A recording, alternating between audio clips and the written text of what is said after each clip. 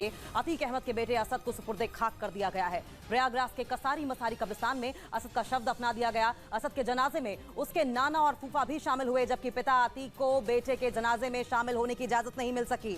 UP STF ने असद को झांसी में मुठभेड़ के दौरान मार गिराया था और इससे पहले अतीक के बेटे असद का शव झांसी से प्रयागराज लाया गया, जहां पहले से ही उसे सुपुर्दे खाक करने की तैयारी की जा रही थी। इसके लिए असद के पुश्तैनी घर में उसके करीबी रिश्तेदार जमा हुए थे, जहां उसके जनाजे की तैयारी की गई थी, लेकिन सुरक्षा कारणों से पुलिस ने असद के शव को घर नहीं ले जाने दिया। असद का शव सीधा प्रयागराज के कसारी मसारी कब्रिस्तान ले जाया गया। असद के परिजन भी पुलिस की गाड़ी से कब्रिस्तान पहुंचे। जनाजे में गैर जरूरी लोगों को शामिल होने की इजाजत नहीं थी। उधर सुरक्षा कारणों से असद का शव उसके पुश्तैनी घर नहीं ले जाया गया और असद के पुश्तैनी घर से कब्रिस्तान तक कड़ी सुरक्षा व्यवस्था भी दिखाई दी, जहां जमीन से आसमान तक कड़े पहरे के बीच असद का जनाजा निकाला गया। इस दौरान रैपिड एक्शन फोर्स और पीएसी की 8 कंपनियां चप्पे चप्पे पर तैनात दिखी। एहतियातन असद और गुलाम का शव अलग अलग कब्रिस्तान में ले जाया गया। असद के परिजनों को पुलिस टीम अपनी गाड़ी में कब्रिस्तान तक ले गई। जनाजे में शामिल होने वाले का नाम, पता और मोबाइल नंबर सब कुछ पुलिस ने नोट किया। और इधर असद के सुपुर्दे खाक किए जाने के बीच अतीक अहमद से जुड़ी एक बड़ी खबर मिल रही है। सूत्रों के मुताबिक माफिया अतीक धूमनगंज थाने के लॉकअप से बेटे असद को देखने की गुजारिश करता रहा। टीवी या मोबाइल के जरिए बेटे के जनाजे को देखना चाहता था अतीक, लेकिन पुलिस की तरफ से इस तरह का कोई भी व्यवस्था नहीं दी गई, कोई भी सुविधा नहीं दी गई। अतीक को ये सुविधा उपलब्ध नहीं कराई गई। अतीक अहमद और उसके भाई अशरफ से पुलिस अब तक 23 घंटे की पूछताछ कर चुकी है। खबरों के मुताबिक पूछताछ के दौरान अतीक पुलिस के सामने अपने परिवार पर रहम की भीख मांगता रहा है और अपने बेटे असद के जनाजे में शामिल होने की मिन्नतें करता रहा। इस दौरान उसकी तबीयत भी बिगड़ गई, जिसके बाद उसे रात करीब 10 बजे हथकड़ी में प्रयागराज के कॉल्विन हॉस्पिटल आया गया, जहां उसका मेडिकल चेकअप किया गया। उसके बाद फिर उसे पुलिस अपने साथ लेकर लौटी, जिसके बाद दोनों भाइयों को रात में सिर्फ 3 घंटे ही सोने दिया गया। सूत्रों के मुताबिक अतीक अहमद ने धूमनगंज थाने के मेस की दाल रोटी खाकर रोजा तोड़ा, तो वहीं अशरफ ने चाय पीकर अपना रोजा तोड़ा। अतीक अहमद और अशरफ की मुश्किलें बढ़ने वाली हैं। जांच एजेंसियां अब अतीक पर बड़ी कार्रवाई करने की तैयारी कर रही हैं और इसके साथ साथ अतीक और अशरफ पर यूएपीए के तहत मामला दर्ज भी किया जा सकता है।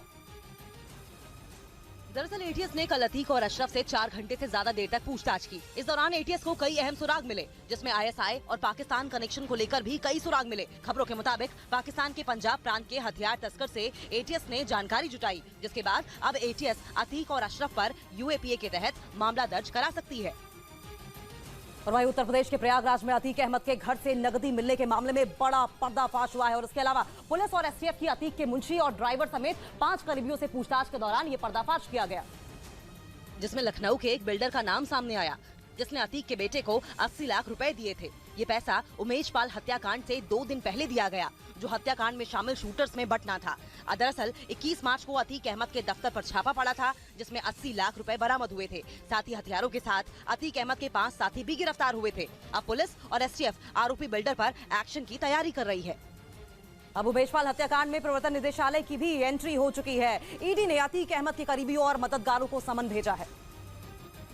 जिन लोगों को समन्स भेजा गया उनमें समाजवादी पार्टी के नेता और पूर्व विधायक आसिफ जाफरी का भी नाम शामिल है। आसिफ कौशाम्बी की चौल सीट से साल 2012 में बीएसपी के टिकट पर विधायक चुने गए थे।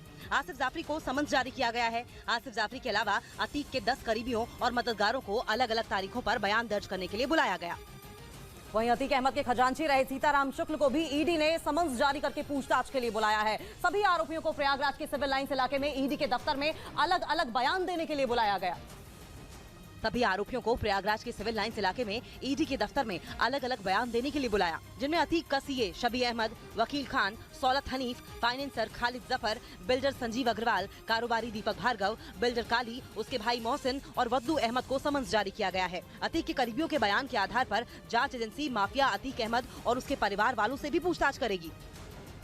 और इस बीच पुलिस ने उमेश पाल हत्याकांड में इस्तेमाल किए गए हथियार भी बरामद कर लिए हैं। सूत्रों के मुताबिक यूपी के कौशाम्बी से ये हथियार बरामद किए गए और दावा है कि पुलिस ने जब अतीक अहमद और उसके भाई अशरफ से सख्ती से पूछताछ की तो दोनों टूट गए और हत्याकांड में इस्तेमाल हथियार कहां छिपाए गए इसके बारे में जानकारी दी, जिसके बाद पुलिस दोनों को लेकर कौशाम्बी पहुंची और सैयद सरावा गांव से हत्याकांड में इस्तेमाल हथियार बरामद कर लिया। इतना ही नहीं, बताया ये भी जा रहा है कि दोनों से पूछताछ के दौरान पुलिस को कई और अहम जानकारियाँ भी हाथ लगी है।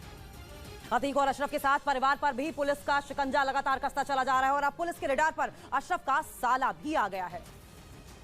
बरेली पुलिस ने अशरफ के साले सद्दाम पर 25,000 का इनाम घोषित कर दिया है और सद्दाम की तलाश के लिए टीम लगा दी है। सद्दाम अतीक अहमद के भाई अशरफ का साला है और जिस पर कई मामले दर्ज हैं। इसकी तलाश पुलिस लंबे वक्त से कर रही है। उसके ऊपर वरिष्ठ पुलिस अधीक्षक महोदय द्वारा 25,000 रुपए का इनाम घोषित किया गया है। लंबे वक्त से अशरफ बरेली जेल में ही बंद है, तो वहीं अशरफ के नाम पर कई वारदातों को अंजाम देने का काम उसका साला कर रहा था।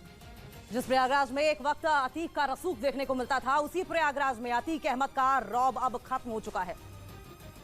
और ये सब उमेश पाल हत्याकांड के बाद हुआ, जब पुलिस ने एक एक कर अतीक के गैंग के खिलाफ कार्रवाई की, जिसमें उसके कई गुर्गे जेल की सलाखों के पीछे हैं, तो कई गुर्गे ढेर हो चुके हैं। जिस अतीक अहमद को वज्रवाहन के जरिए पेशी के लिए लाया जाता रहा कि कहीं कोई हमला न कर दे, उसी अतीक अहमद को पुलिस एक जीप में ले जाती दिखी। इस बार जो सख्ती है वो पहले जैसी नहीं दिखाई दे रही, क्योंकि वज्रवाहन में दोनों नहीं बैठे हुए हैं। फिलहाल अतीक के गुनाहों का एक एक हिसाब हो रहा है।